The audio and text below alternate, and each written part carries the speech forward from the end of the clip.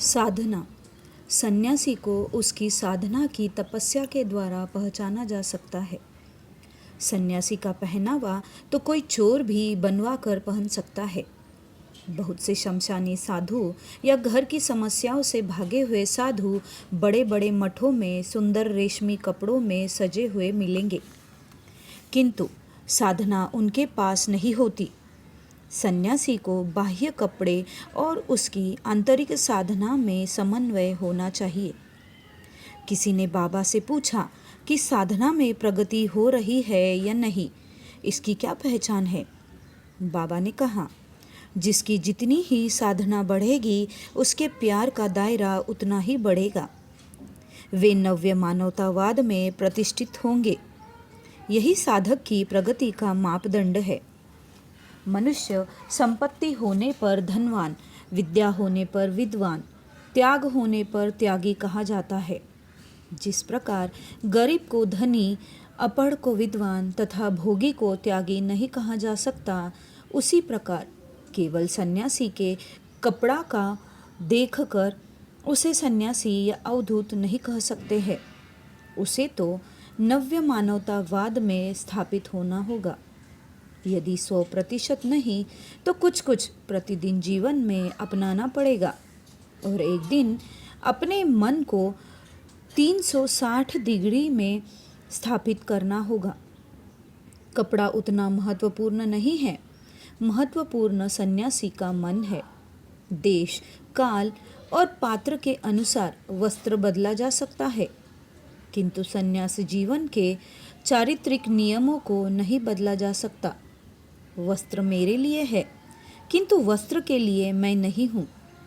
यदि आप और हम यम नियम में प्रतिष्ठित होते हैं तो सन्यासी के कई आभूषणों में कुछ आभूषणों की पूर्ति की जा सकती है। कबीर ने उन सन्यासियों के विषय में कहा है, मुड़मुड़ाए जटा बढ़ाए, मस्त फिरे जैसे भैंसा, खलरी ऊपर राख लगाए, मन जैसे का तैसा। अपने परिव्राजक जीवन में मेरा परिचय कई मठ मंदिरों के साधु संतों से हुआ, जिन्हें सुबह से शाम तक केवल भांग, चिलम और भोजन के अतिरिक्त मैंने कभी साधना के समय ध्यान लगाते हुए नहीं देखा। इसीलिए अवधूत अपने जीवन में साधना पर विशेष ध्यान देंगे। साधना के अंग। साधना के विभिन्न स्तर तथा पाठ है, इन पर भी ध्यान देना उचित है।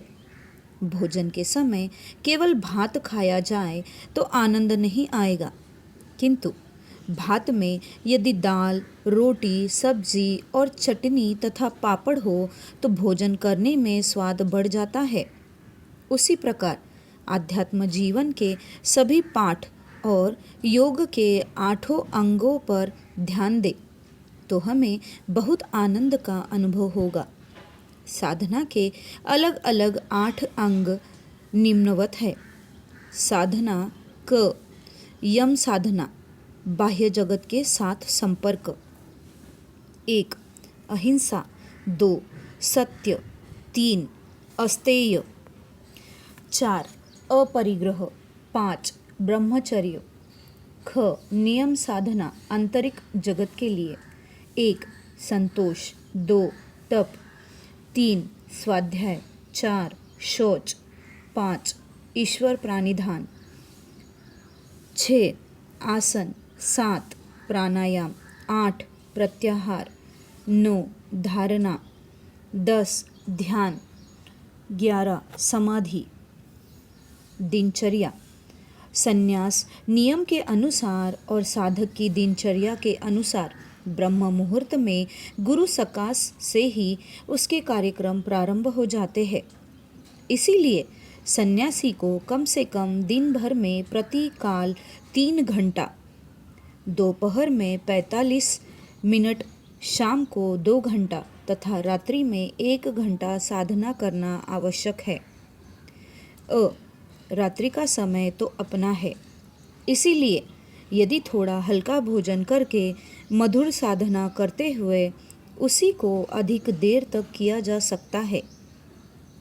आप यह न सोचें कि मैं यदि अधिक रात्रि जागरण करूँगा तो स्वास्थ्य खराब हो जाएगा। याद रखिए, यदि साधना में थोड़ी नींद भी आती है तो समझ लीजिए कि वह कई घंटों की नींद पूरा कर देती है, कई घंटों की थकावट को दूर कर देती है, कई चिंताओं को नष्ट कर देती है। कभी कभी साधना के समय मन भागता है और लोग परेशान होकर साधना से उठ जाते हैं। उस स्थिति में मधु विद्या का प्रयोग करके उस चिंतन को समाप्त किया जा सकता है, नहीं तो वह चिंतन आपके किसी संस्कार को नष्ट कर रहा है।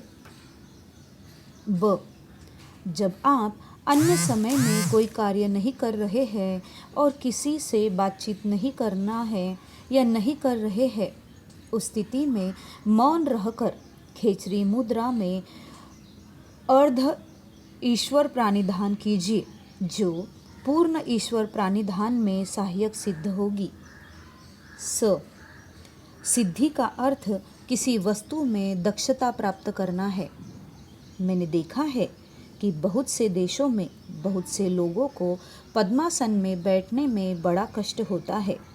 उन्हें उस स्थिति में आने के लिए कई वर्षों तक तप करना पड़ता है, जबकि एक भारतीय बच्चा भी सरलता से पद्मासन में बैठ लेता है। इसका अर्थ है कि उस बच्चे को इस आसन की सिद्धि है। उसी प्रकार समय देते देते लोग साधना की गहराई में पहुंच जाते हैं। इसीलिए हमारा लक्ष्य और उद्देश्य ब्रह्मानुभूति की सिद्धि होनी चाहिए, नहीं तो कहीं भी मार्ग भटकने का भय है। साधना के अन्य पाठों को पूरा करने की तालिका: 1. व्यापक शौच, 2. भजन, 3. कीर्तन, 4.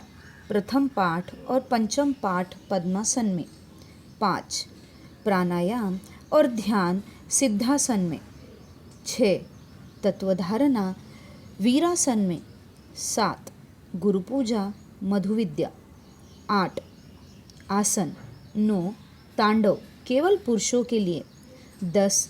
कौशिकी, 11. शवासन।